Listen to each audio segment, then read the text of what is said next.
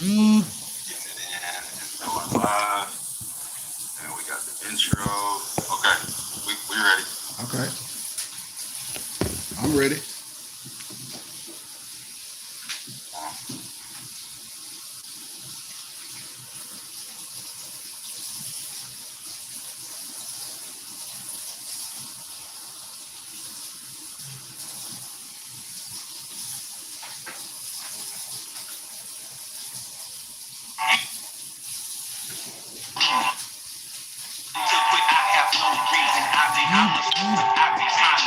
I cannot even act if it's all easy. Either you gon' do it or you gon' feel it. It ain't no in between, baby. I can ask the sun, it's an everyday thing. Cause this the thing you routine is how you bring reality. Working like a slave is how I make the sky. Living like a god, I lay at night, I rest in peace. They remember, but I am not around this. Peace. Islam Sheikh. Peace, Noble Dantes. How you doing today, my brother? Feeling good, feeling great, Sheikh. Great workout this morning. Islam, how you feeling? Man, you know I'm always on 10, man. I'm always on 10. Point blank. I feel good. Man, I didn't get that much sleep. I'm not gonna lie. I was up to probably about like 4 in the morning, studying, sending documents. Peace. Peace, Noble B. Peace. Noble Brian Hicks Bay. What's up, brother? How you doing? Excellent. Saturday morning. I'm about to win today. I mean, not right now. Yeah. That's my band for today. You say what, Noble? Wow. I said I'll be attending the wedding today. Not right now. But right now, that's waiting on the wedding. But, Okay. Beautiful Saturday. Islam. Union is always a beautiful thing. Unions are always a beautiful thing. Peace, Noble Malik. Peace. Peace, Noble Malik. Peace. Can somebody give us our Moorish American prayer before we get started? Islam. Allah, Father of the universe, Father of love, truth, peace, freedom, and justice. Allah is our protector, our guide, and our salvation. By night and by day, who was holy prophet, to our feet, Shalom, Mama King, Ash Island, Hotel, Mom, Amen. Peace.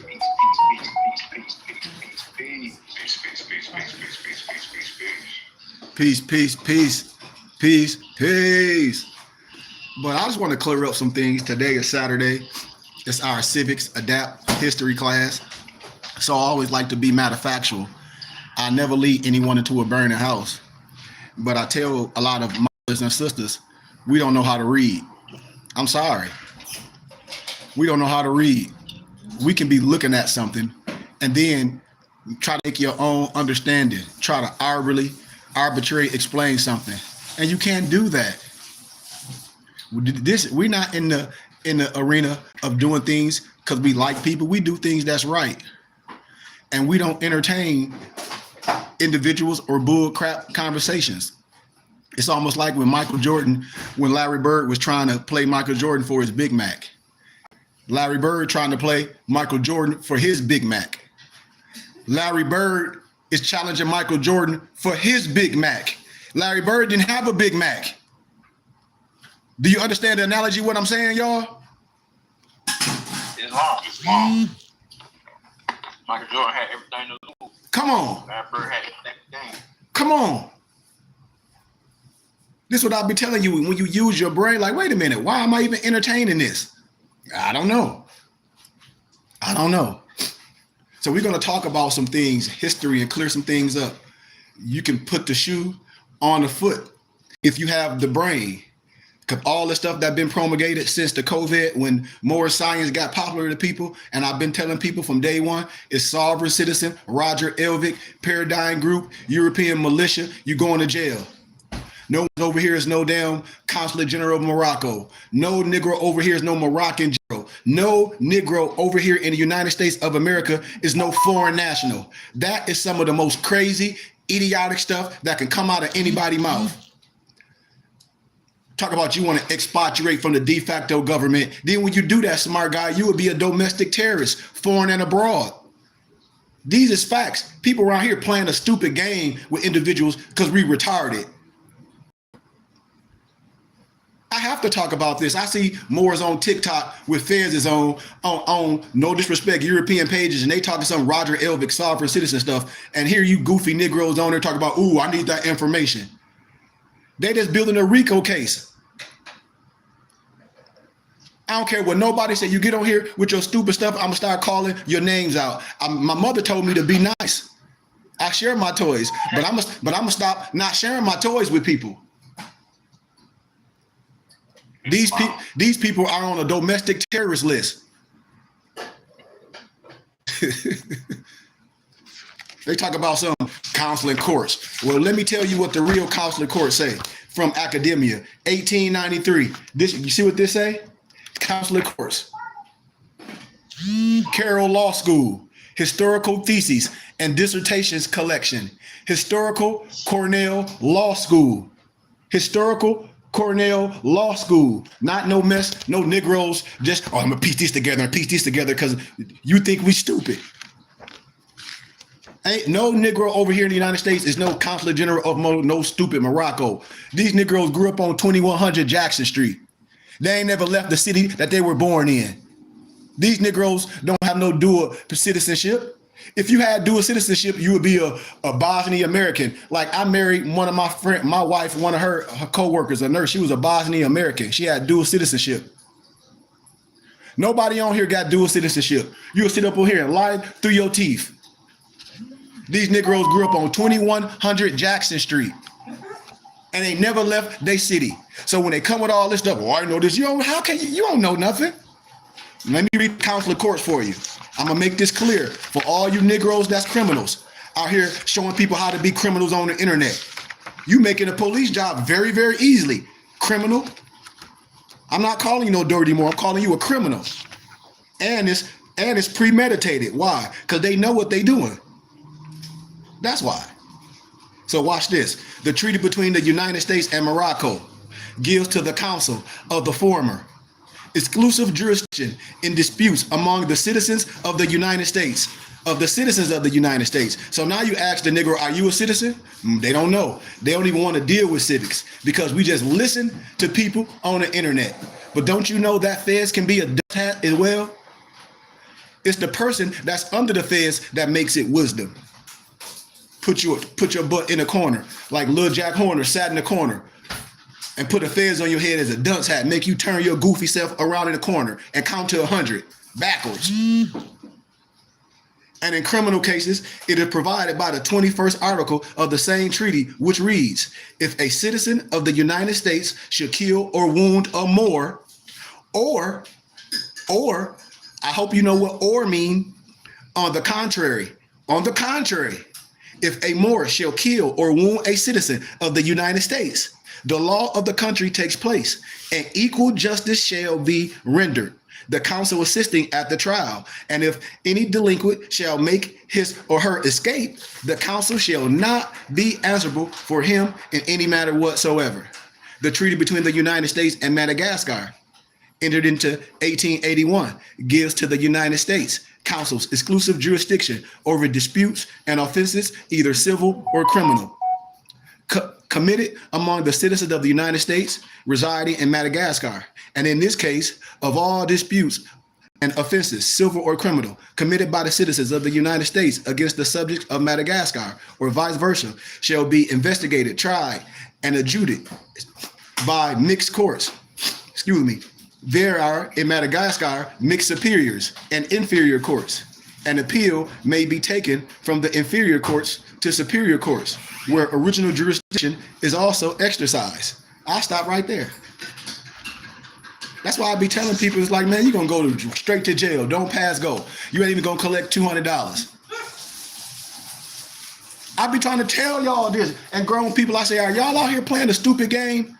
Or are y'all really some criminals and somebody paying you to get on the internet and convince a whole bunch of people that they stupid? Excuse my candor.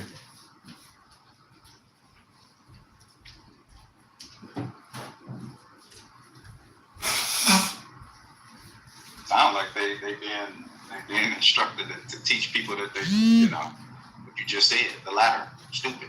Yeah, Dantes. This is what I'm saying. And people are like, ooh, that's a harsh word. No, it ain't. Look it up in the dictionary what stupid is. I use words like this is stupid. It's long. This is what I'm telling people. This all this stuff, no one never went. If your social security number is attached to some millions of dollars, then the goofball telling you that you have $1 million already. Because he got a social security number too. Retardo, fardo. You ain't no alien. You got a belly button just like me, stupid. And that's why this how you're supposed to talk to someone when they come to you with some of the most outlandish stuff, Dantes. Who the hell you think you talking to? Just craziness. Yes, you don't come within with no reason. Just like if somebody trying to bust your head wide open and you go get the Bible and thus says the Lord. Man, you better defend yourself or kick rocks. They said something dumb. Would you say back to them? Yeah. Because they're talking to you like you don't know. Maybe you don't. But some do. We don't make up no law. We ain't here to overthrow no government. That's why I say civics. In order to teach civics, you got to know how to be civil. You got to know what the hell you talking about. We're talking about, oh, I'm dealing with civics. You ain't dealing with no civics. You a damn sovereign citizen. You promulgating Roger Elvick paradigm, that paradigm group in Canada, that European militia stuff. Tell me you not. Yes, you are. Oh, I'm going to cancel some corporate debt. Man, your goofy ass don't have no corporate debt. You show me one Negro that got some corporate debt. None. You see how stupid this stuff is? Wow. Oh, I'm not driving, I'm traveling. Okay, when you put your car in a position to go, what do it say? Do it say traveling or drive? Yeah. Drive. Okay. I just asked you a question and you were hangman yourself. These people stupid. And after you do all that dumb stuff, Dantes, how much money they got? How their lives change? Not one freaking bit. Not one freaking bit. So you doing a whole bunch of stuff that's meaningless. It's like they acting almost like you putting up a front as if you're doing this, and that. You're not doing anything. So you acting. You're just putting up a front. You're trying to get people to believe in something that you're promulgating, which is just nothing, just a big lie. It got to be some such thing as a sovereign and a citizen. It got to be some criminal stuff, Dantes, because not only Moors doing it, it's Europeans doing it. I can show you all on TikTok, because I say stuff. I can show you stuff. Albion, Trinidad, Anglo-Saxons, whatever the hell you want to call them, on the internet saying the same thing. And your social security never did. I can do this and get you for this. European white women saying the same thing that these Negroes with the feds on saying the same thing. And they got that generated auto response. The same every time somebody says something, it's a generated auto response. I'm telling you, everybody know I'm telling the truth. That's some European militia, sovereign citizen, Roger Elvick criminal behavior. And then these Negroes done got their butt caught up trying to be some paper terrorists. I don't care how nobody feel. Somebody have to talk about it like this. Because I'm not going to let these small group of people, Dantes, give us a bad rap. And then people be like, well, Moors are this. No, ain't no such thing as no sovereign citizen. That's an oxymoron. How these goofy Negroes going to be a sovereign and a citizen at the same time? That is the stupidest thing ever. Oh, I'm a sovereign citizen. How? Stupid. How are you a sovereign and a citizen at the same time? That's an oxymoron. Research what an oxymoron is. See, this ain't no disrespect. And ain't no Negro over here in the United States of America, no consulate general of Morocco, or no president of no damn Morocco. If you think that, then y'all got to be some of the most, that's why they think a lot of these people is retarded and crazy, Dantes. And that's another issue I wanted to say as well. Because people done took all this paper terrorist stuff and mix it up and like it's more science. And all these people is looked at as a terrorist. We should be able to talk about this. No man, no woman can nationalize you or denationalize you. It'll change you from the descendant natures of your foremothers and your forefathers. If a man can nationalize you, Dantes, then tell him to nationalize a Sudanese, a Chinese. No man has no power to do that. The great God Allah don't even have no power to do that. Yahweh, whatever you want to call it. So when we sit up here and play these games with ourselves, especially as Moors, and if people don't like Moors, then we have to start doing research and look up Amazigian, free men. When we look at in history, when people say, well, the Moors did this and the Moors killed this, man, we talking about times in history. We talk about different militia groups. We talk about when the Congo was empowered by Leopold, and Leopold used the Fez as part of his army uniform for his regiment. Hitler, part of his regiment, studied Islam and wore the Fez and studied the Quran. So when people just be spewing up at the mouth, they really don't be all the way historical. Because if you go to a place, Noble Dantes, and it's only a group of people there that's melanated, who the crime gonna be against? The people that's there. We ain't talking nothing deep. Islam. I mean, People that's there already. Yeah, like they this stuff be killing me. Like, ooh, like that's not even deep. Crips and Blood, them Negroes killing each other now. Negroes on the internet act like they gonna kill each other over some Jesus and Muhammad. Don't you talk about Muhammad. Don't you talk about my Jesus. I'm gonna kill you, nigga. Man, both of you fools retarded. Islam. And I was just gonna say, when you nationalize something, it means that a national government takes ownership or control of private assets, industries, or resources, such as business, land, or natural resources, and makes them state-owned or state-run. Mm-hmm.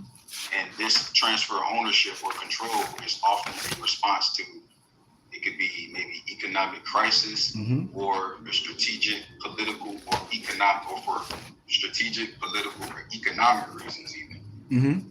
Mm-hmm. And so we understand nationality, or to nationalize, and why you can't just nationalize somebody, because what I just said, that's what you taking ownership or control Mm-hmm. of something that's private. Mm-hmm. Mm-hmm. If you private or you public. And see, look at it, I guess. And see, You say, go ahead, Dantes. Islam. Go ahead, Sheik. No, you go ahead, Noble. Go ahead. Well, I was just saying, a national government takes ownership or control of private assets, industries, or resources, Mm-hmm. such as businesses, land, or natural resources, Mm-hmm. and makes them state-owned or Mm-hmm. state-run. Mm-hmm. This transfer of ownership or control is often a response to economic crises or strategic, political, or economic reasons. I hope everybody. When we're saying you can't nationalize nobody, because I read. If you are nationalized, understand what I just read. It's like, wow, you must be public. Yeah. For the record. For the record. See, that's why people don't understand the power of our. Something that's private. Yeah. Yeah. They don't understand How it. are you identifying is the point. Yeah. Because if you can identify one way, but that's identifying with something that's public. Mm-hmm. That's owned by something else. Mm-hmm. Mm-hmm. Mm-hmm. Mm-hmm. Basically. That's why when we talk about redeemed. Temple of America is a little different. Yeah. When you redeemed, adopted. When your religious rights trump all. When things are taught the right way. Nobody will deny what you're saying the right way. When it's taught the right way, when it's taught, when you be like, damn, when you can see it with your eye, you can sit down, you will see with a clear eye, with everything we're talking about, you will understand naturalization. You will understand it. When we having discussion, you will understand why, because you will ask questions. And then when people come in with bits and pieces and joking around in the midst of, and when you ask questions, and then it's almost like Hansel and Gretel, you just be lost in the middle of the wilderness. That's what happened to a lot of people, because it's truth and falsehood strangely mixed. Only way you got caught up is it got to be a little something in that madness that you want to hear.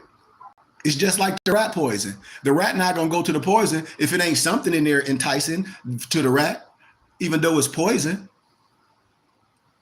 You understand what I'm saying, brothers and sisters?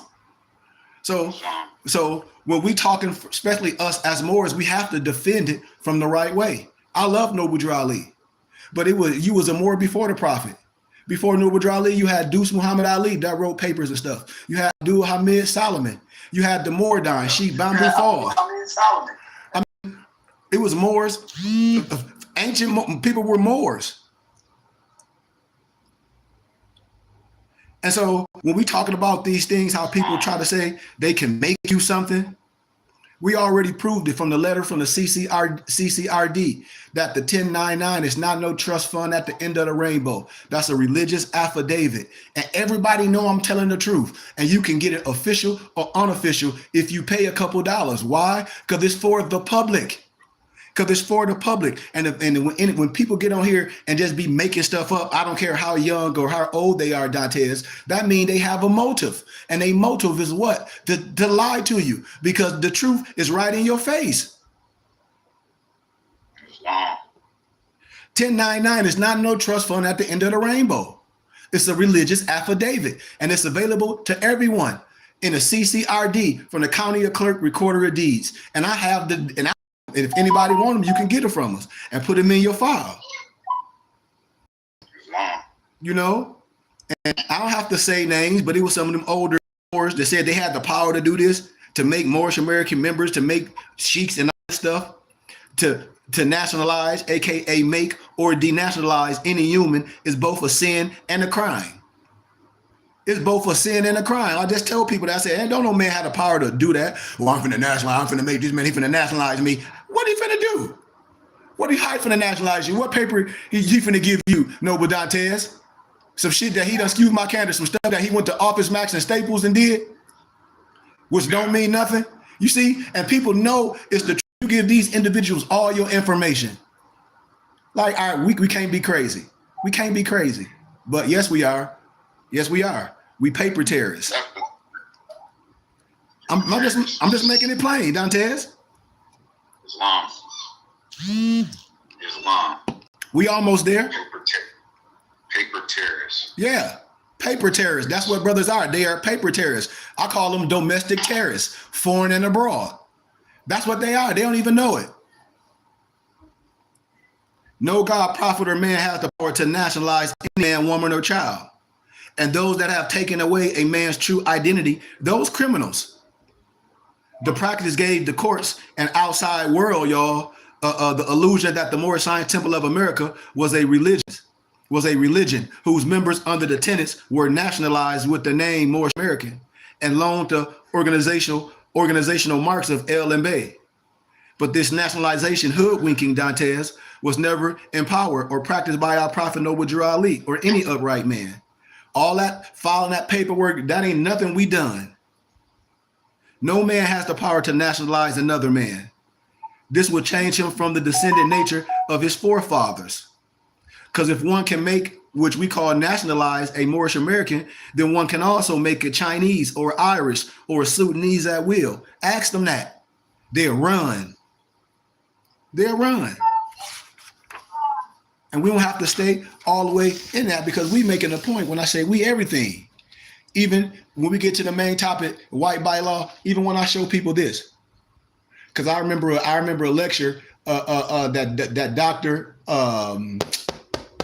What's his name? Dr. Wesley. What's his name? From the Nation of Islam. Dr. Yeah. And I love his scholarship because he a PhD. I love his scholarship. I love his zeal and everything. And he was debating a European a rabbi, which I'd be laughing because, you know, Dr. It'd be so funny when you know your stuff. When you know your stuff, the first thing they did, they talking about nothing. Come on, and it ain't no disrespect. And then they try to say, well, the color this, but your text said, your Talmud is racist, talking about the black skin, talking about that curse. Don't get mad at me. And then they be trying to say that the scholars that wrote about it is not the authority, but their word is the authority. Dude, stop the cap. Because all the ancient texts is gonna go back to what I'm saying if you know the language. But then they try to just say, well, God is love. Huh? They adopted something. Yeah. They're trying to make it seem like they started something. Try to say when we talk about language, when I talk about the blue God and all this stuff, like when you see the Jews on on their tassels is blue. But then when I can show you a whole bunch of ancient history, what that blue mean, that blue god. See, and they know it. It's in their manuscripts, and they know what certain colors mean, but they try to play you because most brothers, the average brothers, are not scholars, are not linguistics to know the cross-reference and fact check it. I'm trying to tell you what I know, Dantes. They be sitting looking crazy. It has to be significant.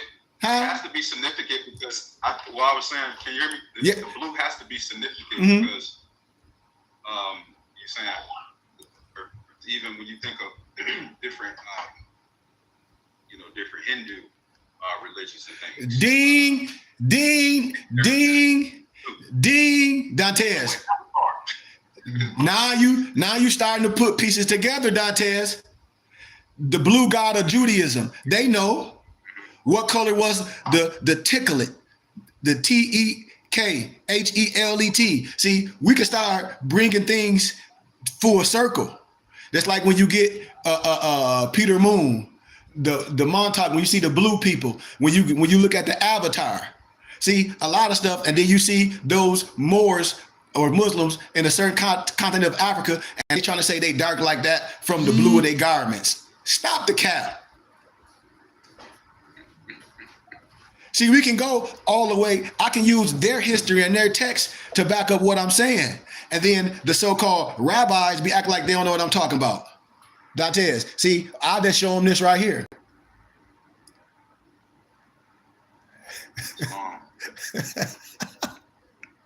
Dantes, hey, they be like, well, what's that, sheet? I said, come on, man, you know what I'm showing you. The blue god of Judaism.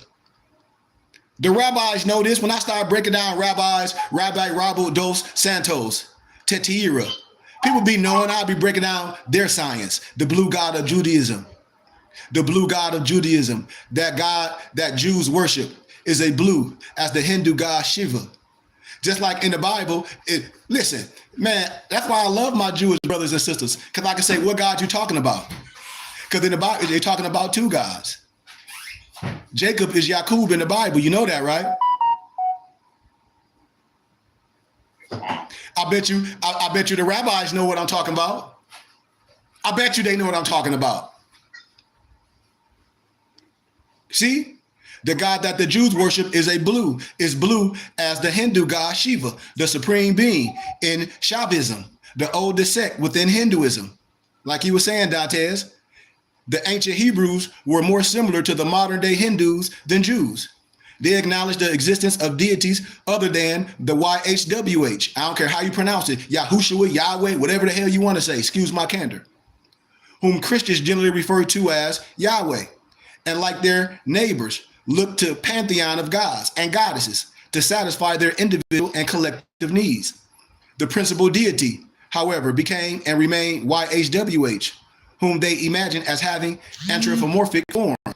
And I'll just stop right there because I can go so deep with it. Why? Because I love the biblical scriptures. I'll get all in the book of Daniel. Remember, it is the color of the Lord's body that interests us here. The examination of biblical, Talmudic, Mishric, and mystical texts reveals that the Lord's body is blue. You can't deny what I'm saying. The Hebrew term Tarshish, Sephir, and Tiklit that convey the blueness of YHWHs. That's why those European Jews that speak Yiddish, they got the blue tassels on. Axum, the masculine form. Accoutrements and the dobe come from the Sanskrit. Not surprisingly, which by itself invites greater exploration and comparison of the similarities between Judaism and Hinduism, particularly Shaivism. See, these is facts. What you talking about, Sheik? The book of Daniel. We turn not to fragments of an ancient manuscript acquired on the antiquities market, but the book of Daniel, the last work to enter the canon of the Tanakh, which Christians refer to as what? The Old Testament. Taking final shape in the mid-century BCE, it refers to events that took place much earlier in the 16th century BCE. Man, I can go on and on to show you with the eye. With your eye, when I can show you, it means something. The Tarshish, a keyword in Daniel of the man describing in linen, is bearer, B-E-R-Y, Tarish, or Tarshhish, Noble Dantes, in Hebrew. The New Jewish Publication Society version of the Tanakh 7 times translate Tarshish as the common noun beryl, and 24 times incorporates it directly into the English as the proper noun Tarshish. In English translations of the Old Testament, when Tarshish is translated, beryl appears the most frequently, followed by chrysolite and topaz. You see? They talk about color don't matter. So what is beryl or beryl, B-E-R-Y-L, or beryllium, aluminum, crystallite or crystallicite, is a mineral which ranges in size from a few millimeters to several meters, normally translucent or transparent. The presence of impurities results in its occurring in a variety of colors. Colorless beryl is known as pure beryl, green beryl as emerald, pink beryl as morganite, red beryl as bixbyite, bright yellow beryl as golden beryl, and blue beryl as aquamarine. Yeah. To Daniel's eyes. Yeah. To Daniel's eyes. Did the man whose body was like beryl appear to be clear, green, pink, red, bright yellow, or blue? The meaning of Tarshish, whether used as a common or proper noun, suggests that Daniel saw a man whose body was like blue beryl or aquarium. And then when you get Peter Moon's book, when he talk about the blue people in Ethiopia, Africa, come on, man, now. It's long. Come on, Dantes. It's long. You see? In the following 6 verses, we in class. In the following 6 verses of the Tanakh translates Tarshish as beryl. Exodus 28 and 20, Exodus 39 and 13, Ezekiel 1 and 16, Ezekiel 10 and 9, Ezekiel 28 and 13, and the Song of Songs 5 and 14. Look, let's take a quick brief look at these verses just real fast as I proceed, because we on amazing time. Exodus 28 and 20, and Exodus 39 and 13, in Exodus 28 and 20, Noble, and Exodus 39 and 13, Tarshish beryl is the name of a gemstone in the high priest's breastplate of decision, appearing in the 4th row of mounted stone. Fact check me. Targum Onklios to Exodus translate Tarshish not as barely, but as the color of the sea. The late Sidney Heagney, professor of the Bible and Jewish history at Yeshiva University, described the color of the gemstone Tarshish as aquamarine, the sea blue or the sea green variety of the beryl, and understood Tarshish beryl in Daniel 10 and 6 as a reference to this stone, y'all. And if Daniel prophecy is right for all my Christians, if the Messiah leave one way, he's going to come back the same way he left. See, man, come on. Come on, brothers and sisters, throughout the entire Bible. That's on the inside. That's right, Noble Dantes. Come on, Noble. Islam. Black, brown. Come on. That's what you're going to see. Color on the inside. Come on, Dantes. Yes, sir. This is the true gospels. We don't diss the gospels here. Why should we? Tarshish is to be consistently understood as the general expression for the sea. Now, all this confers sea, water, more, rowing, all this stuff. You see how all this stuff start connecting? Can you see what I see? Yes, you can see. Marsh, yeah. Come on. Marshy. Yes. Islam. Even other Jewish scholars and writers, Ibn Yahya, Tarshish, as used in Daniel 10 and 6, refers to the color of a particular gemstone, a precious stone resembling techelet, the Tekhelet. Fact check me. He goes on to say that Tarshish is an allusion to the heavens, which their physicality appear bluish. And he then defines Tekhet as a blue dye. You hear what? Now the blue dye, derived from a Mediterranean snail that is applied to some of the tzitzits. You know, the fringes attached to the 4 corners of the garments, our talents and stuff in fulfillment. And you see the European Jew, you see they tassels under their clothing, the kids too. They know, but they act stupid and try to act like data officials of it. Well, that ain't what, man, stop the cap. Let's deal with the scholarship. They ain't gonna never pull out the scholars because they can't. Because it's gonna fact check them, and they know when you want the truth, you can always deal with the truth. What the Talmud say? Well, I don't believe in the Talmud. Hey, okay. Commandment found in Numbers 15, 37, and 41, and Deuteronomy 22 and 12. I'm showing y'all this. Ezekiel 1 and 16, write it down. Ezekiel 10 and 9, because we about to move forward. In Ezekiel 1 and 1, the prophet proclaims, the heavens opened, and I saw visions of God. He goes on to describe 4 incredibly fantastic creatures, don't he? Each of which had what? 4 wings and 4 faces, right? One of a human being, right? One of a lion, one of an ox, and one of an eagle, right? And the next to each creature was what? A wheel, the rim of which was what? Covered with what? Eyes. The prophet reports that the wheels, there were what? 4 of them, gleam like what? Beryl. Gleam like what? Beryl. Y'all know I'm telling the truth. Ezekiel 1 and 16. And later on, these the wheels again describing them as like what? Beryl stone in 10 and 19. Am I telling you the truth? You know I am. This is the true gospels. Ezekiel, in the opinion of Merkabah, the mystics and others throughout the centuries, glimpsed the Lord's Merkabah, or chariot in which the Lord travels while sitting enthroned. And a lot of stuff them people be saying is only they be talking about stuff like prophecy. They can't tell you the truth because when I show them, like, you ain't talking about something that's current. They talking about something that's bound to happen in the future. Stuff ain't even happened at that time. So when they be just run after at the mouth, it's easy to fact check the lies. So I just want to make that point. We can look beyond the Bible to look for more evidence of the Lord's blue body. Watch this. We begin by turning our attention to the mystical Shur, the Qumah, the SHI-URQOMAH. Write that down, y'all. The measurement of the divine body, because I'll get that to y'all. It's called the measurement of the divine body. Put it in the text string if I can make sure I get it to you.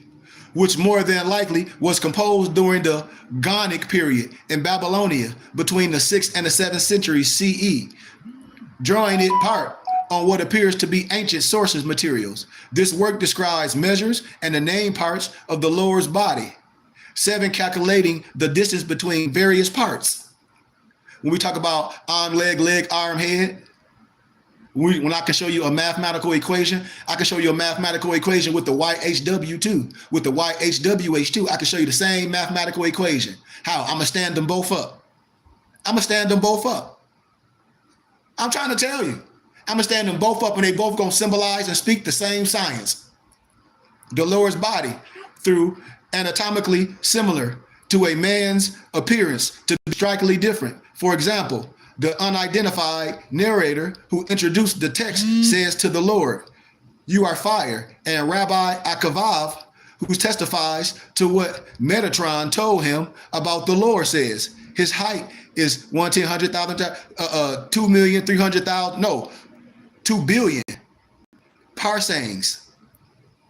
And I can go deeper with it, but the Hebrew of Daniel in 10 and 6, Vugatio Chitash, is his body was like Tarshish, occurs in all 5 recensions of the Shir Oma.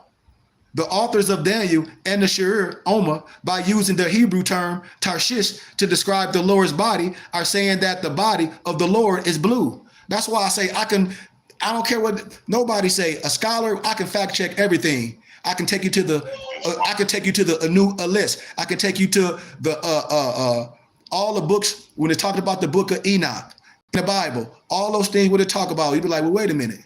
The epic of Gilgamesh, all these stories, they're not going to talk about the 16 crucified saviors before Jesus Christ. Yes, and then we'll be okay.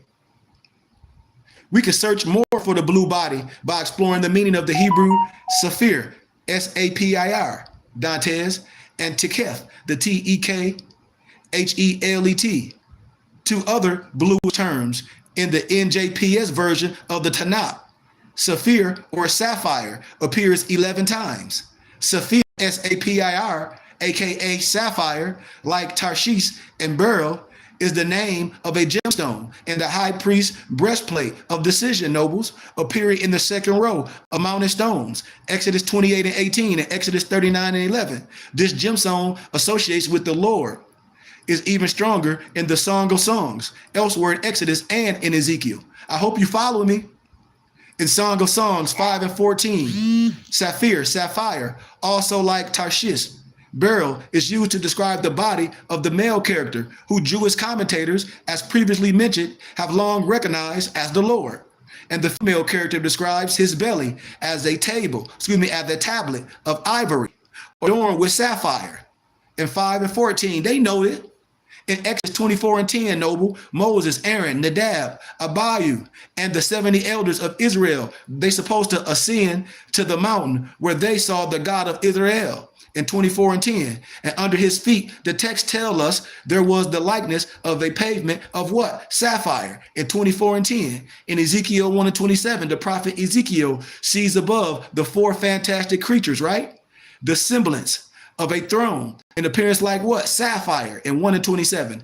And in 10 and 1, he sees something like a sapphire stone, an appearance resembling a throne in 10 and 1. See, we can keep fact checking it. Also, the version of the Tanakh, the tiklik, or the blue, appears 50 times. The tiklik, the blue, was found throughout the tabernacle, the tent in which the Lord dwelt before the days of the temple. For example, the color tiklik, blue, was incorporated into the 10 stripes of the cloth. You know that, right? They were inscribed into the cloth of all of them, of the Jews. When you see a lot of they garments and our garments, y'all know this, right? Wow. I mean, are we okay, y'all? We learned it. We learned it. It's law. I mean, I'm saying, let me slow down. Let me check people temperature. We're in class. Yeah. Oh, we're in class. Okay. It's law. I just want people to be Learn it. okay with what I'm saying and follow me. You know, we ain't disrespecting nobody. We talk about ancient manuscripts.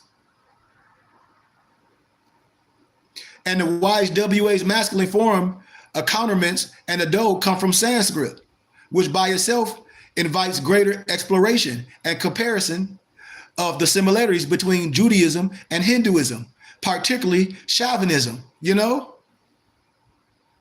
Y'all gotta know this, man. Y'all know that fragments of an ancient manuscript acquired on the antiquities marked but to the book of Daniel, and the last work to enter the canon of the Tanakh, which Christians refer to as the Old Testament. Y'all know that, right? Taking final shape in the mid-2nd century, y'all. Come on. You got to remember the dressed linen, his loins, his girt is fine gold. His body was like beryl, his face and appearance of lightning. His eyes was like flaming torches. His arms and legs had the color of burnished bronze, and the sound of his speech was like the noise of multitude. Through the man dressed in linen that Daniel sees is the most magnificent of the anthropomorphic beings encountered by him in the book bearing his name. And a majority of the Jewish commentators, including Rabbi Abranel, Guyon, and Gershon, did not identify him as the Lord, but as the angel Gabriel. I'm fact checking stuff. The case for identity, the man dressed in linen in 10 and 5, as Gabriel becomes weak rather quickly. The man in Daniel 10 is indeed Gabriel. Why doesn't Gabriel recognize him? Why would the author of this work wait until Daniel 10 to describe in detail a being that appears in both Daniel 8 and 9 and 9? I'm telling y'all, man, like, this is Bible study. When you be like, wait a minute, she? Because Tarshish, a key word in Daniel's description of the man described in linen, is what? Beryl. Tarshish in Hebrew. This is what I'll be telling people. It's like they know. Come on, y'all. Islam. I'm just going backwards. Islam. I'm going backwards, y'all. Islam. Islam. When I showed y'all all beyond the Bible, through the anatomically similar, man's appearance to be strikingly different, all this stuff that the rabbis agree, lines from the short and long versions of the Sefer Hakmah, recession of the seer. They offer stunning visual pictures of the Lord's body, a body both fantastic and gigantic. They have this stuff. The Hebrew of Daniel, all this stuff occurs all 5 recessions. It lines up. When you look for this other stuff, it lines up in their text. I'm telling y'all, man, that color blue, it means something. The cord of blue. Remember in Numbers 15 and 37? The Lord said to Moses, speak to the Israelite people and instruct them to make for themselves what? Fringes on the corners of their garments throughout the ages. Because I love my European Jews, but my professors, they'll tell you that they not the Jews. They Anglo-Saxon. When people talk about Caucasus Mountain, Caucasians, well, those are just Asians from the Caucasus Mountains. Message.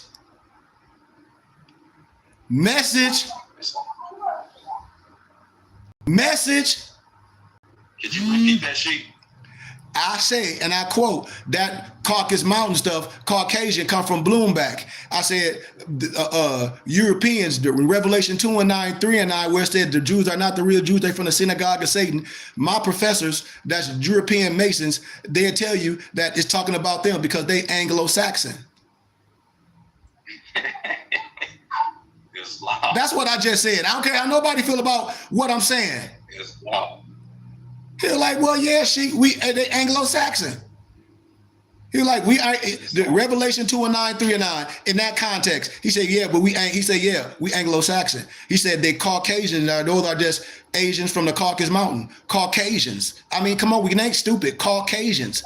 Islam.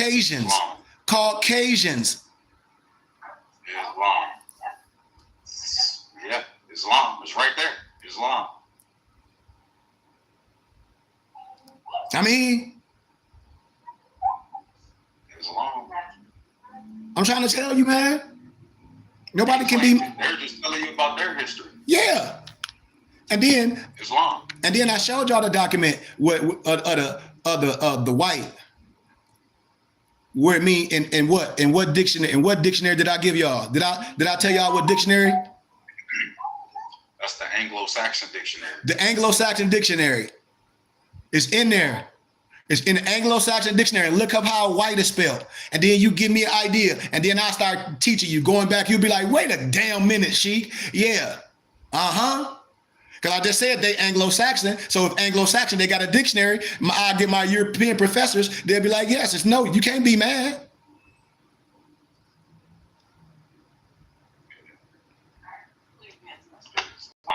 Don't it start making sense? Islam.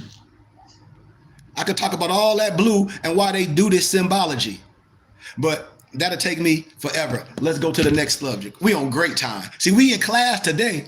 I told y'all everything. I'm not gonna let nobody draw no line down our back. I'm showing you everyone in all ancient history, all ancient Christian history, per se, the Coptic Christianity, Islamic history from Ibn Battuta. I'm telling you everywhere. Where you were at, you the ancient Emir Britain, you the German, you all that. I proved it yesterday. I keep proving it every day through scholarship. I don't care what nobody say. Well, you saying this was this? Yeah, they was this too, and this too, and this too, and that too. Yes, because now we finna get with the Igbo.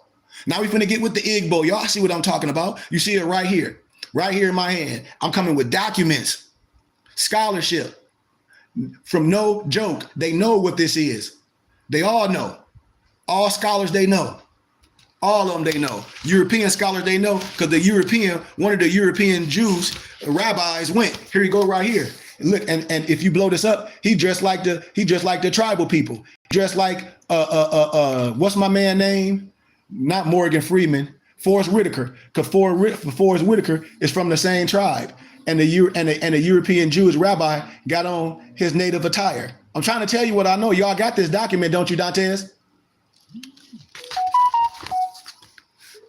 Islam, we have that one. I'm trying to tell you, all people got to know, and you see, and y'all to be like, damn, Sheik, on down to the last page, you see what the European, his name is Rabbi Yehuda Takua bin Samir, aka Chris Shoemaker, whose title in the Igbo land is Chief Adum Bara Ana Igbo Niwan B. Uto, was raised in a Christian home and accepted the Messiah Yahshua Jesus at the tender age of 6 and dedicated his life to the service, to the full service for him at age 13, blah, blah, blah. From the point of Rabbi Yehuda, blah, blah, blah, blah, blah. Been involved in a multitude of various ministries from churches and synagogues to youth, street, camp, jail, nursing homes, and etc. Sound like me, don't it? I know. He is a graduate of the Free Will Baptist Bible College in Nashville, Tennessee. Okay, so now he part of the Bible College, the Baptist Bible College.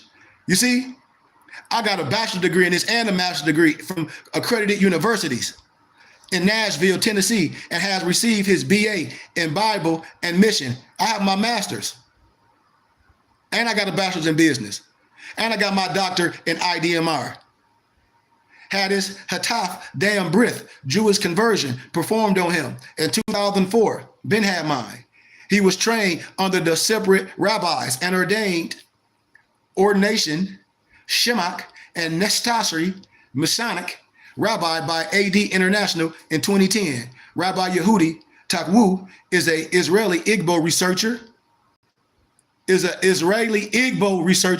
linking the Igbos to the lost tribes of Israel, and has been to Igbo land twice and was given a title in 2010, which was confirmed by Izu Chikwanyika Eri in Abu Ghad during the 2011 Oval Festival. He has also attended and spoke 2011 and 12 at the World Igbo Congress in Toronto, Canada, in Florida. Igbo. I'm just making a point because it ain't gonna take me long with the last part. This is what they don't show you. This is what brothers don't have in their hand. When I say you all at, when you see the tunic, when you see Wentworth Matthews them in Harlem in the 1940s, the Moor Zionist temple of the Moorish Jews. When we out here arguing, set tripping, when I say and goofy Negro, these were the traitors, man, shut up. There'll be a whole bunch of bums. We don't got time for no bum talk, man. We dealing with wisdom and who we are. Got time, and this person was a traitor. I mean, how you weren't even back then? Traded what? Because you don't agree with something? Go sit down. Wow. Watch me narrate this. I'm going to narrate this and we're going to move. Igbo people all over the world, greetings, shalom, blessings to Chakwu, Abima, praise be to Yahshua. It is my prayer and hope that this book will be a tremendous blessing from God. I pray this book will help all Igbos to understand the plans of God concerning them. I also pray that the true identity of the Igbo people will be made known and solidified in the world. May God help Igbo people to take their prophetic destiny and rightful place in Israel besides their brother Judah and Levi at the tribe of Gad. In Yahshua, Jesus' name, amen. Chief Adam Abra, now we be Dubra. Now watch this. Gad and his sons, Genesis 46:16, and the sons of Gad, Ziphion and Haggai, Suni and Isban, Ari and Aradi and Areli. There is evidence that Gad's sons or descendants of Gad's sons, Eri, Areli, and Aradi, prior to the Exodus, traveled with members of various tribes of Israel, such as Judah, Levi, Zebulun, Nigeria, and became the Igbo people. There is also evidence that even after the Exodus, at different points in history, before and after the Babylonian and Assyrian captivities, the Gadites and other Israeli tribes made their way down to Nigeria to join their brothers whom they knew were already there. See, we keep fact checking them. We know since at least 1789 AD, the Jews have been interested in the possible Igbo-Israel connection when a former Igbo slave named Oloda Equino, and I met a college student that wrote about Oloda Equino and didn't even know this history which I'm giving. I said, how you write about this and didn't know this? Living in London, first proposed that the Igbo-Israel relationship is an autobiography. Anglican missionary G.T. Baston, the first to minister to the Igbo, wrote many books which claimed and connect the Igbo tribes of Israel. Several editions of the Encyclopedia Britannica in 1929 connect the Igbo people to Gad. A Torah commentary on the Shemot in 1922 made the Igbo-Gad connection also. Some Igbos, including Dr. Adept, recalls Israelis visiting Igbo land and investigating such claims during the Biafran War. Research this, the Biafran War. Y'all can research this stuff. I'm telling you. They interpreted their name Igbo as a mixed pronunciation Hebrew. And still today, the members pray to Chukwu, Abima, Abraham's God. The Igbos, well known for their struggle for independence in the Biafra War, are now considered the Jews of Nigeria and have contributed greatly to the intellectual and economic development in the country. You know, I'm telling you, I can go deep with it. In the White House memo dated Tuesday, January 28, 1969, President Nixon, former Secretary of State Henry Kissinger, described the Igbos as the wandering Jews of West Africa, aggressive, westernized, at best envied and resented, but mostly despised by their neighbors in the Federation. Foreign Relations Document, Volume E5, Documents on Africa, 1969 and 1972. You see how prophetic this is? When I say, yes, we all that. But today, on paper, I know I'm a Moor. I know I can tell you who I am. I'm not a slave.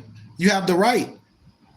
See, can't nobody tell you. And see, this is the thing when you create your own. You don't got to get authority. This ain't no black Christian codes. This ain't no Protestant. This ain't no overseer. We have our own scholars. We have our own charters. The right not to assimilate. The religious laws of indigenous people clearly say we have the right to do what I'm doing right now. If the damn Ku Klux Klan and all the other fraternities and hate groups have the right to assimilate, we have the right to assimilate as a brotherhood with a charter and get permission to do the same thing. That's why I tell brothers, I don't care what nobody else doing, what we do, Dantes. Islam sheep. Because the evidence I've been given, cultural evidence links the Igbos to Gad. When I be telling my Israelite brothers, I said, dude, are you listening to what I'm saying? When I talk about the Moorish Ishmaelite, and I said, brother, with like, I hope you hearing what I'm saying. I'm down with the Israelite, but Hebrew, that's just an act, and an act don't change your blood and your bloodline. So I'm not retarded. Shouldn't be either. But y'all remember in 1789, Oluda Equina, Olaudaequuiano, Igbo, and a former slave who lived in London, said in his autobiography, and I got the book for y'all. I encourage everybody to read it.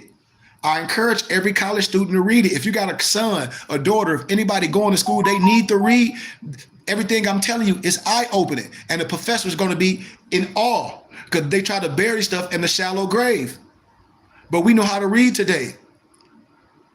In his autobiography, the Igbos were one of the lost tribes of Israel, and cited the many identical cultural similarities between them and the Jews. When the missionaries came to Nigeria to evangelize, aka colonize, they were dumbfounded to discover that the Igbo people practiced many Hebraic Jewish customs, which they could not have learned from anyone else. It had to come from ancient practice of their people from antiquity, their forefathers, nobles, for they had no Bibles and met no one with a Bible until the missionaries, aka colonizers, came. See, these is facts. They had no one with no Bible come to tell them how to do. Fool, the Bible you talking about is us. We have our oral stories. You gonna come with some Bible, talk about you teaching me something. You ain't teaching me nothing, Jack.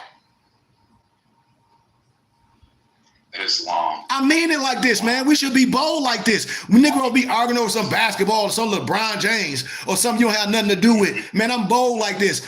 I'm telling you, you've been lied to by your own people.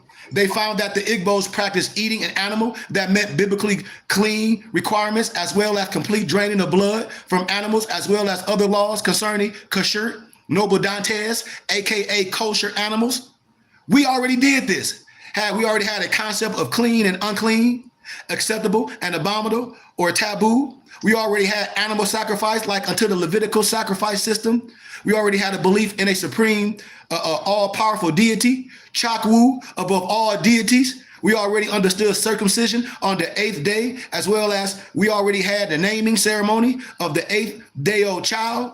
We already had given names that bear the names or title of God within us, separation of menstruating women, the keeping of a lunar calendar, Shemitah and Jubilee year, the annulment of debt and servitude every 7 and 50 years, burying the dead facing the east, the direction of Jerusalem and the promised land, sit in Shiva, 7-day mourning period, when one must sit on low stool, remain unkept, and shave their head in grief, belief in resurrection, sending the bodies home of the Igbos to die outside of Igbo land to be buried like Joseph and Jacob, desiring not to be buried in a pagan or foreign land, noble Dantes, hospitality like unto the traditions and legends known of Abram, offering water, meal, and lodging to travelers, Levirate type marriages, brothers marrying deceased brothers' wives to carry on the brother's name, marriage negotiations. In Igbo, it was called Oniaki-ib, or An-ak-ib, or Ani-aka-ibi, ONYE-AKA-EBE, between families, like the story of Isaac and Rebekah. A type of cities of refuge, when an Igbo who was committed of a crime can seek refuge in his mother's natal home, known in Igbo as Ikwun, just like in your Bible. Shunning of those willingly breaking the law. Laws against sexual perversion, incest, like they had to marry among their people, but outside their immediate tribal clan, meaning it had to be melanated. A rule of the Torah, law, was developed and was passed down by Erie, the rite of passage into adulthood, governance of the people by a conglomeration of tribal elders and judges prior to the institution of kingship dynasties, and the coronation of kings have rituals and customs that closely resemble that of the coronations of King of Judah and Israel, Dantes. These many other Jewish laws and customs were found to be kept by the Igbo people. Sadly, the Christian missionaries forced them to abandon many of these Hebraic practices because though they resemble biblical worship of God, they believe many have been done away with due to the advent of the Messiah, and they believe they practice these customs unto pagan gods. You see how they always try to make you abandon your stuff and adhere to theirs? The Igbos we slowly returning to what we know. And one Igbo man named Avram, a cantor of the Nasari Jewish community in Nigeria, said, in a nutshell, every law, as I stated in the Torah, was being practiced by our forefathers before the advent of Christianity, except that our fathers went into idol worship, but they kept the tradition as it was handed down to them by their forefathers. The archaeological evidence, Paleo-Hebrew scripts, have been found in various places like in the Igbo territories of Nigeria. Drawings like unto the Mogan David Star of David have been found in various places of Igbo land prior to the missionaries' arrival to Nigeria. It's the stone throne at Abu Ghad, which confirmed Paleo ancient Hebrew inscription at the foot throne that indicates that the throne was constructed in honor of Gad, G-A-D. There was also an onyx stone found in Igbo land with Paleo Hebrew word Gad on it. Remember, in 1917, the British discovered about 500 feet below the soil on the place grounds a solid brown Star of David, indicating that the Igbo people may have migrated from the ancient city of David to commemorate this event. Nigerian kobo coins were minted with the Star of David on it. See, I can go on and on and on and on and on and on. The synchronicity, of what I'm talking about. Even the Igbo dress, because the traditional Igbo way of dressing is more Hebraically authentic than that of the Orthodox Jews in the West, who adopted their dress from the 17th and the 18th century Europe. Message. I'm telling you,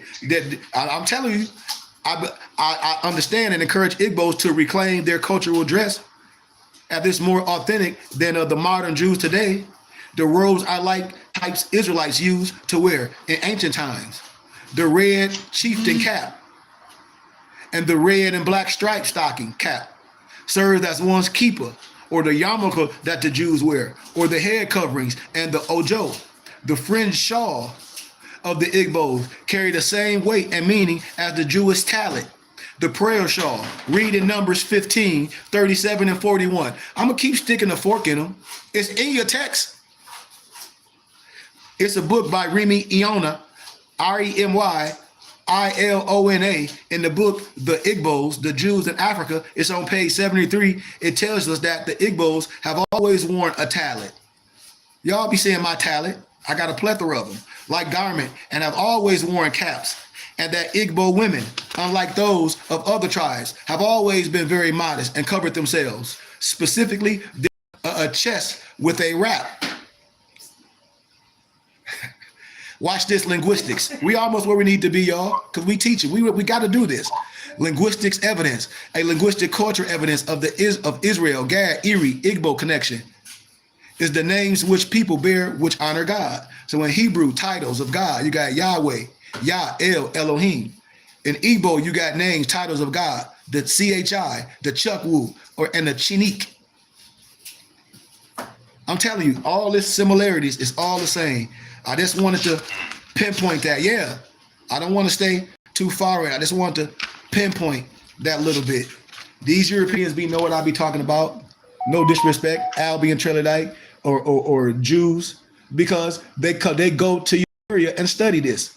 No disrespect. And when you be seeing, when you saw Dr. Wesley Muhammad when he was debating a European Jew, and they be acting like they don't know what's going on. Yes, they do. Even when they try to discredit Islam from a melanated perspective, and a lot of brothers try to give it to a pale Arab perspective, that can be fact checked too. You the Arab too. You see, nobody can be mad. And if anybody get mad, with scholarship gonna fact check you every time. And that's what I love what brothers be doing.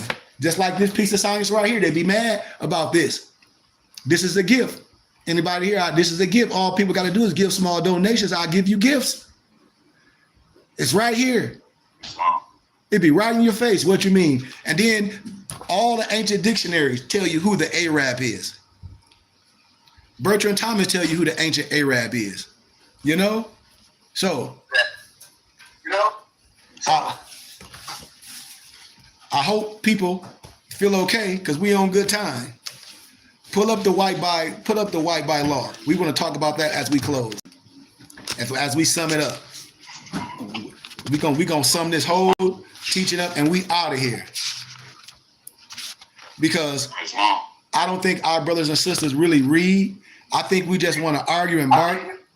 Because for one, if something you don't know and somebody try to convince you of what is not real fast, that should tell you they have a motive.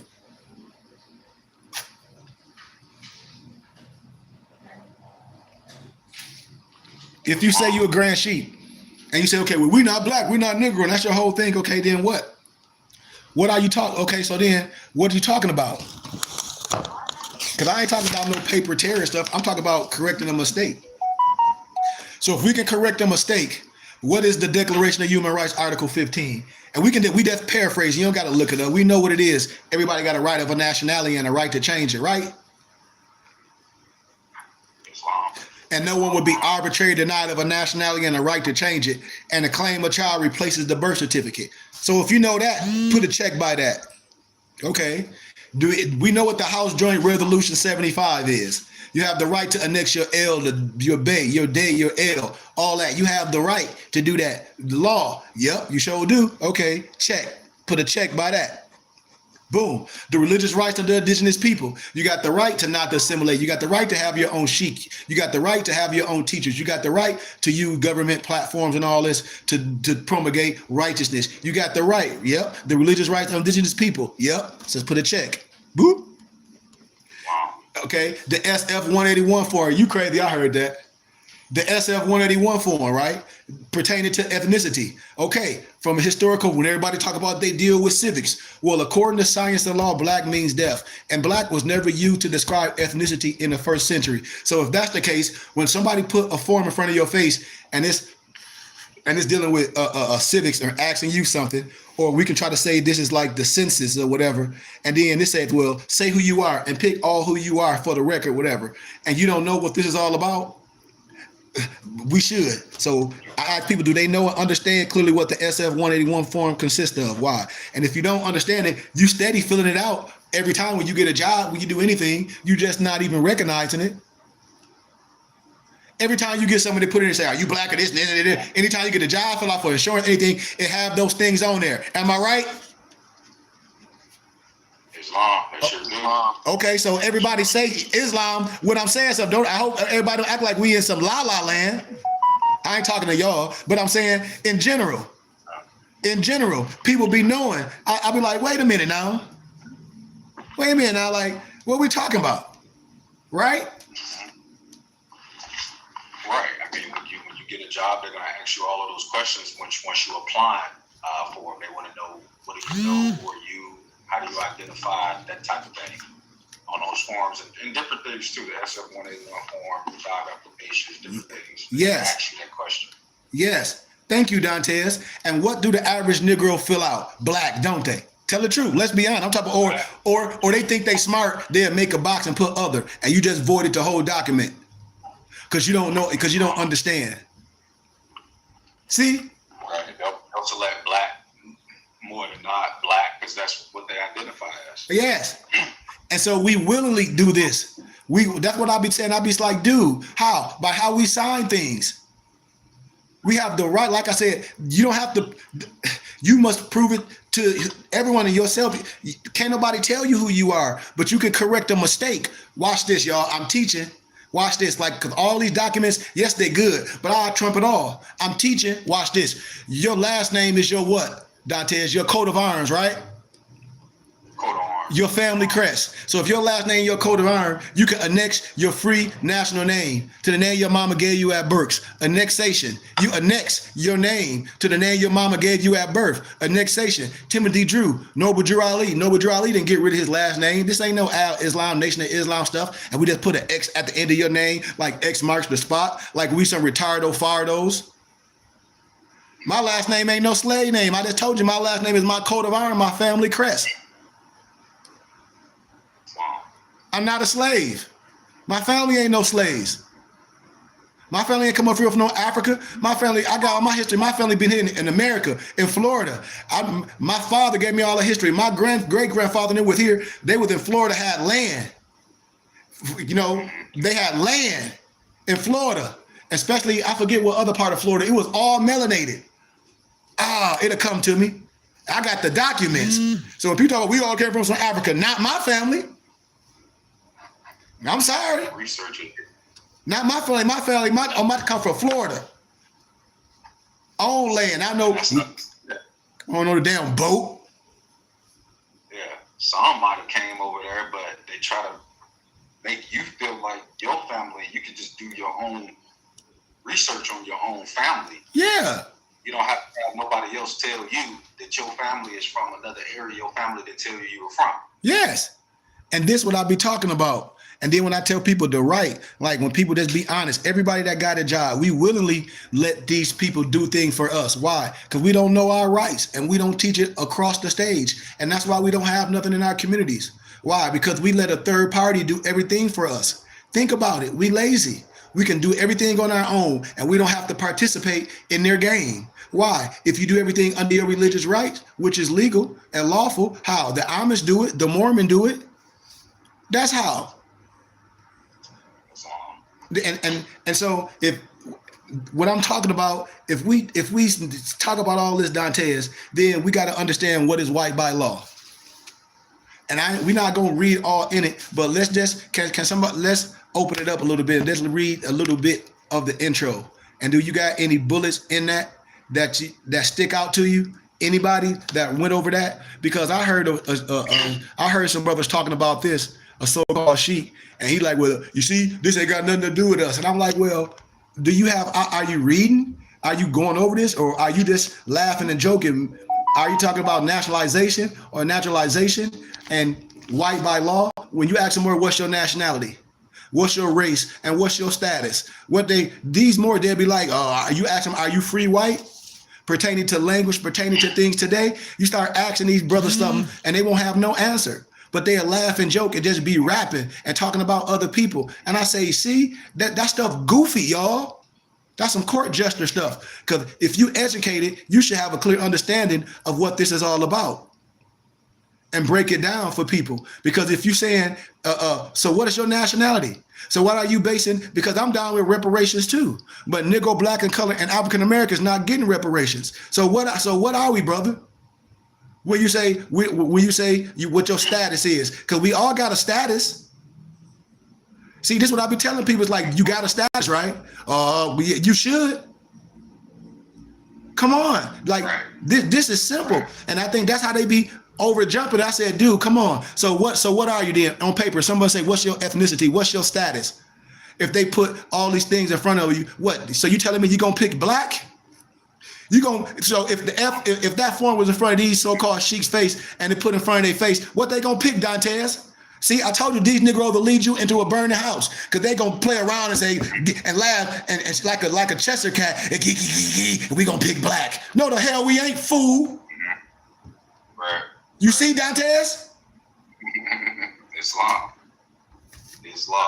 Remember, because you can be guilty by the words that you say. People don't even be listening. I say, okay, so if you don't understand what Sheik's saying, then what you gonna sign? When they say, well, fill out and tell me what you are, what you gonna sign? What you gonna put?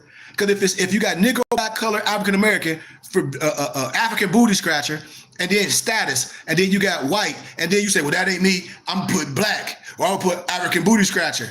More ain't on there. Right. Because more is your nationality. You know, I'm actually your status, retardo, fardo.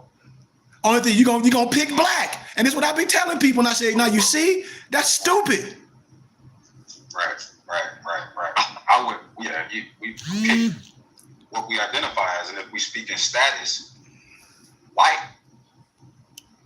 because I mean, you have to then, like we have here, you're going into what it is. You know, as far as status, it has nothing to do with the color of your skin per se. Well, if we're speaking about it at a certain, right now we're talking about in the proper context, right?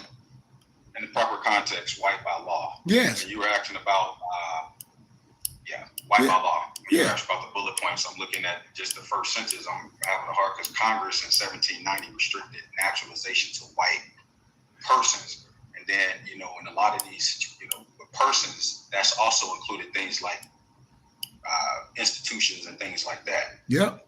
And what Also, determined a white person? Individual. Islam. What determined a white person? Because remember, I showed y'all the book, The Forgotten Cause of the Civil War. If you got that little bit of tittle of black Negro blood in you, you was a Negro. Mulattoes, I'm telling you. See, this is what I be telling you. It's like, wait a minute now. But then when we talk about white by law and white cargo, you know what I mean? And white cargo and the Arab slave trade. When they enslaved those Europeans, so much stuff we can talk about. They were white and they were slaves. Whether one was white, however, was often no easy question. Whether one was white, however, was no easy question. Because remember, Dantes, before Abraham Lincoln was the president, he defended the Moore in court, the Spencer and Dungy case, right? Right. See? You see?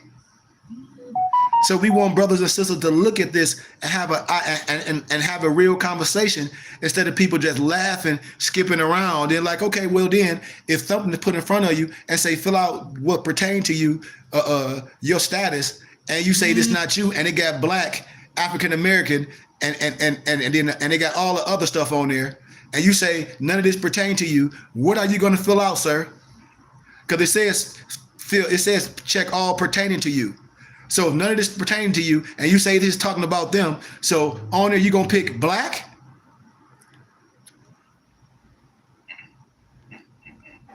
You see, Dantes, people from Africa don't even call themselves black.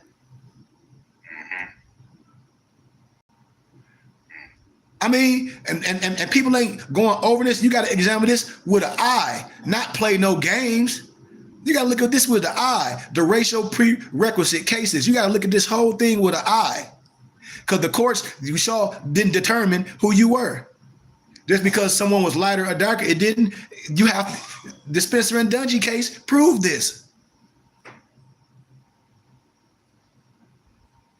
I hope brothers read this with an eye, with a clear eye, Because if that's the case, then deep Negroes gonna get y'all caught up in some 14th Amendment Negro black slave stuff. See, this don't take long. I just wanted y'all to look at the document and read it for yourself and ask some questions. Because these people will get you caught up. They'll say, yeah, I went to college. Listen to what they saying. And I'll say, a whole bunch of people went somewhere. I went to the store. That don't mean I bought nothing. I went in the Gucci store. That don't mean I came out with nothing. You see, you ain't finished. So when people be talking about things, yeah, you went, but you ain't completed. You might have opened something up, but it takes a certain aptitude to break it down, to dissect it with your test tubes and the beakers, and to be honest with your dissertation and with the information that you gathered and compiled from the information that you had. And if you get more information, and if you've been proven that what you're saying is wrong later on down the line, you can be sincere and check yourself and say, from the information that's been discovered, I have to correct what I was saying. Why? Because that's what information does. That's why I say, when at the scientists, we are always in the lab. We are always in a laboratory with our test tubes and our beakers. How? Advancing on what? The wisdom, because we are working in our progress. That's why I say we add on. You had the rotary phones. Now you got cell phones. Come on. The United States versus then. When the courts tried to see who was this and who was that, and they couldn't. So I want brothers and sisters to research this, the legal construction of race. When I talk about prerequisites meaning you got to know this before you go here. How you don't get caught up when people not knowing something. You know, the matter of color, race, and the American legal process, the colonial period. It's a classical case book, Race, Racism, and American Law. It's a 3rd edition. Both works provide exhaustive, meticulous research and invaluable studies of the legal burdens imposed on blacks in North America over the last few centuries. In both works, brothers and sisters, black and white are treated as natural categories rather than concepts created through social and at the least particularly through legal interaction between people, not initially racially defined in those terms. But the discussion in the books of the arrival of the first Africans in colonial North America exemplified the tendency. Higginbotham writes in 1619, here you go again with that 1619 crap, when these first 20 blacks arrived in Jamestown, there was not yet statutory process to especially fix their legal standing of blacks. You know, that's, what they talking about. Just like in Jamestown, when you say they came here and were traded for food stuff. But I want people to read this because we'll have to do series of this. We have to break this stuff down in sections. That's why I'll be challenging people to come to class and get the documents. And don't let no people get you caught up in fragments. Because if that's the case, I love Noble Drew Ali, but we can add on. When people be saying they orthodox, that means you stuck in a way. I'm not orthodox. I respect you, but I'm not orthodox. It's nothing. I teach nothing orthodox. I teach nothing tradition. I give credit to Prophet Drew Ali, but I deal with all scholars. I deal with the brain, and the brain and the wisdom has no nationality, no jurisdiction. And I'm not going to let nobody put no jurisdiction on my wisdom and the great thinkers of the world. You got to be crazy. But when we're dealing who we are, we have to look at this with a clear eye and be educated and be lawful and sit down to say, okay, well, this is this and that is that. We have to do that. And so I just want to leave it at that. My hour and 20 minutes is up. I thank y'all, brothers and sisters. Please research this. White race consciousness is so many different concepts on here. I challenge brothers and sisters to read this. If you want this, I'll get it to you. You should read it. And then you should teach it to your babies at a young age. So I give gratitude for brothers and sisters sticking with me. Islam. I had one thing about it, since we weren't going to get all the way into it. But so in the first words of the subject on citizenship, Congress in 1790 restricted naturalization to white persons. And when we look at naturalization, it is the legal process by which a foreign national voluntarily becomes a citizen of a country they were not born in, such as becoming a United States citizen. In the U.S., this involves meeting eligibility requirements, such as providing good moral character and continuous residency as a lawful permanent resident of a specific period. Hey, Dantes, AKA amnesty oath. Islam. AKA amnesty oath. Islam, pledge allegiance, and different things to that country. But it brought me back to when we were talking about being a domestic terrorist. And these domestic terrorists, they are different individuals and groups that are within the country. So we, like the United States or whatever, who uses violence or acts of violence, often inspired by U.S.-based anti-government, racial, religious, or other single-issue extremist ideologies to achieve political, ideological, or social goals by intimidating or coercing the civilian population or influencing government policy. While the FBI doesn't officially designate organizations as terrorists, they do assess the threat landscape and track ideological motivated criminal activity that could lead to a domestic terrorism incident. Like you say, the ones when they're just searching the internet, they waited for you to say something crazy because they on the internet task force, basically, we could be talking about that. But my point was when we spoke about the naturalization thing, and as far as just what everybody was trying to do, businesses, individuals, these type of things, they were wanting to be citizens of something else, basically, that they weren't born in, I guess, give or take. Or something that they weren't just a part of. They wanted to join these things so badly and things. So, but they wouldn't allow you to join unless you considered yourself a white person. Your business or you as an individual, free, basically, that type of thing. You identified a certain way. But they were not allowing people to, they were restricting so-called Congress in 1790 were restricting naturalization to white persons in general. I just wanted to say that basically that just brought me to understanding what naturalization was in general. And basically you want to be a part of this thing so badly. You want to be a part of it. That you weren't born in, so-called. You weren't born in this thing. You want to be a part of it. And you want to go through the so-called naturalization process. Business, individual, because free persons, a person is also a business. You wanted to join this thing like the United States. Basically, you want to be under this organization. Yep. That's why, that's why I say the religious laws trump everything. And the importance of the religious laws when certain people came here from certain parts of the country and they came under the religious laws, when they came under the Canaanite temple with the prophet, when you read a little bit more in the Sacred Drift of Peter Lambert Wilson book, when you read a little bit more, a lot of people will catch what I'm talking about. When you start looking at the Celtic history, you'll be like, well, damn, this type of people that deal with the science, you'll start piecing these things together. But I really still believe, it's not a belief, it's a knowing that self-identifying is a powerful thing, and identifying as a slave is a powerful thing as well.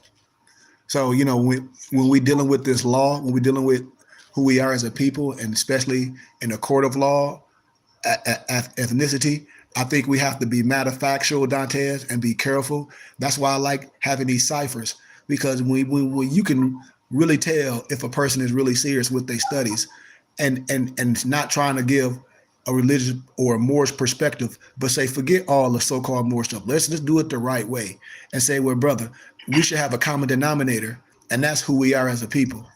We're not here to overthrow no government. We said we part of the Constitution with the 20 sections. I done broke down our law, Declaration of Human Rights. We not saying nothing. We're not here to overthrow no government. All we doing is pulling things out. Yeah. That's it, which we have the right. Just like our European Jews have the right, just like everybody have the right. Just like the Al-Islam Muslim, just like the so-called Indian, just like the so-called sheiks. Everybody have their right, their religious right, and we do too. And we have the right not to be identified with words that's synonymous to slavery. You have the right. And when you understand that, then you gave it all back. And that's what I'm trying to tell people. When we don't use that the words that's synonymous to slave, Negro, black, and color, and African American, when we understand this and we can have this conversation about these topics, about white by law and the SF 181 form and the Declaration of Human Rights Article 15 and the House Joint Resolution and so many other documents that show we're not Negro and black or African American, and all these topics, and to show who we are in law and show that our religious laws and what was taken from us from so-called slavery was our nationality and our spirituality. I think, not only I think, we have the right to speak from this perspective. That's all I wanted to say. Anybody else got anything else?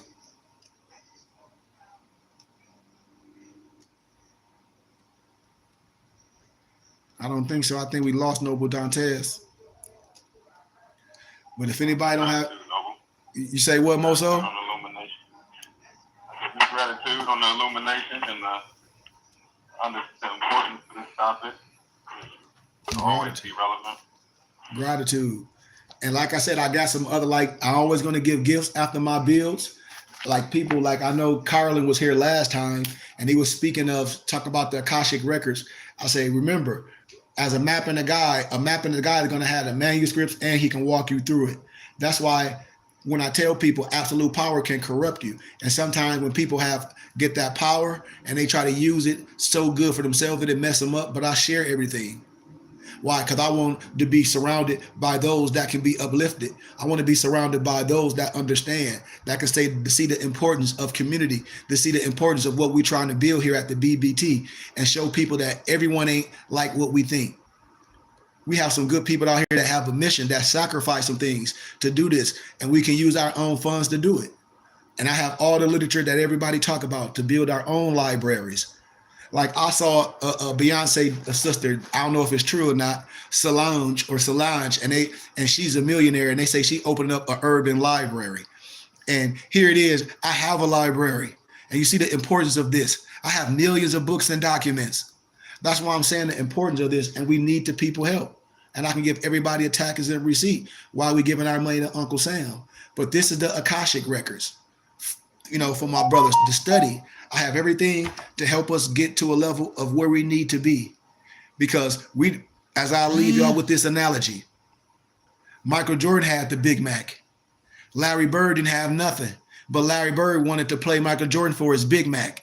So if Larry Bird beat Michael Jordan, he get Michael Jordan Big Mac. But if Michael Jordan shake the hell out of Larry Bird, what do Michael Jordan get? Nothing. He already got the Big Mac. So you waste all your energy, potential, hurting yourself, playing somebody for something that's already yours. Just like when brothers be wearing their turbans and fezzes and people around you be like, oh, that's ugly or something. And then you put it down and then you see all the European Jews and everybody with your headdress on. And you're going to let somebody tell you that you identify like somebody else and they don't, but they say they Christians or study the Bible. And right in your Bible, the high priest wore a turban with the jewels on it. The follower of Yahshua wore a bonnet. The Muslim called a kufi.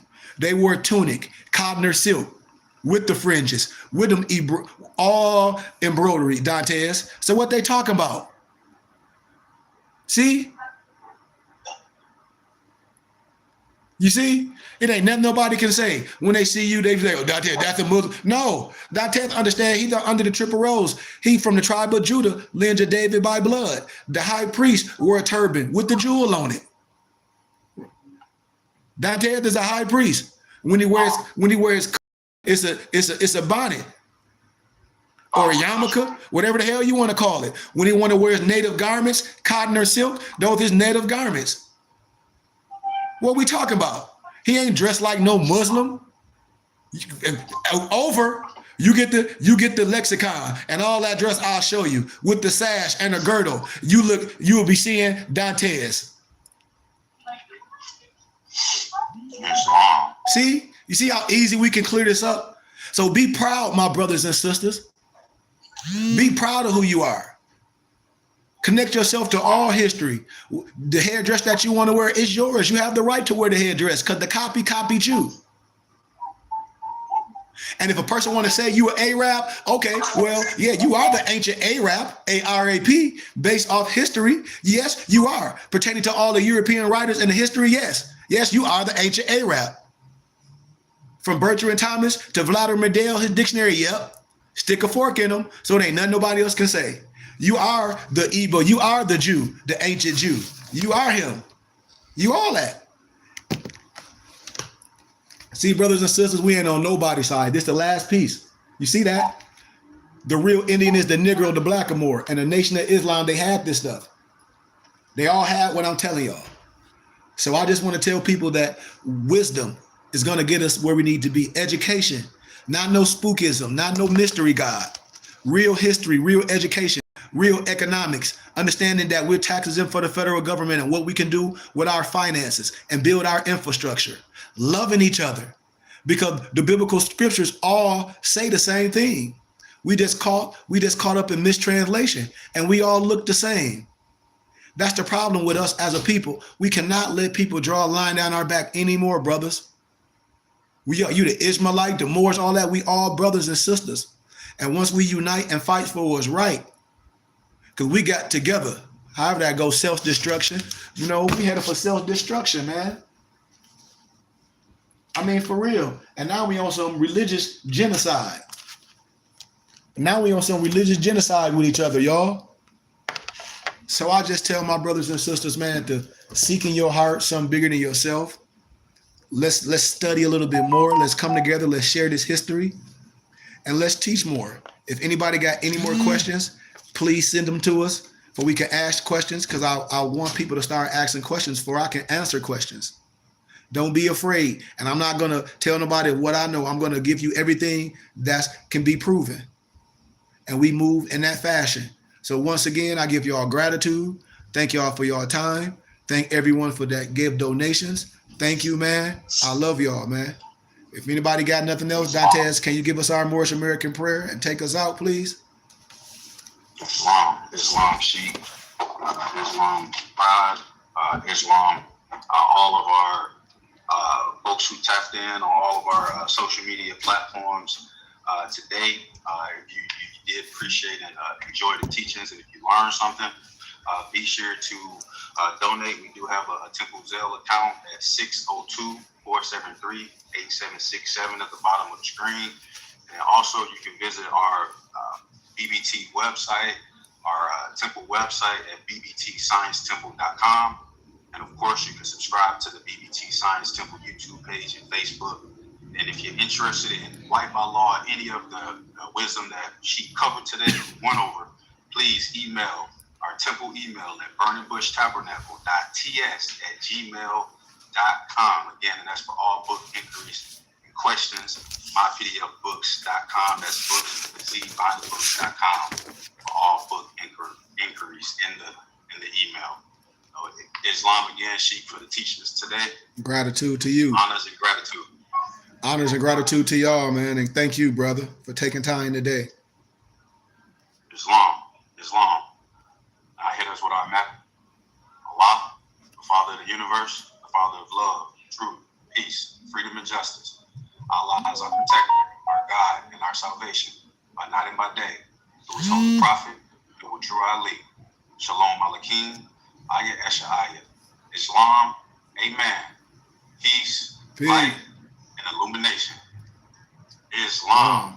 Peace, peace, peace, peace, peace, peace, peace, peace, peace, peace, peace, peace, peace, peace. Islam, nobles, Islam, Sheikh. Islam, gratitude, take us out.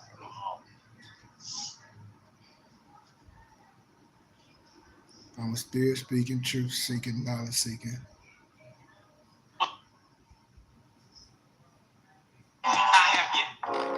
mypdfbooks.com. That's books with a Z.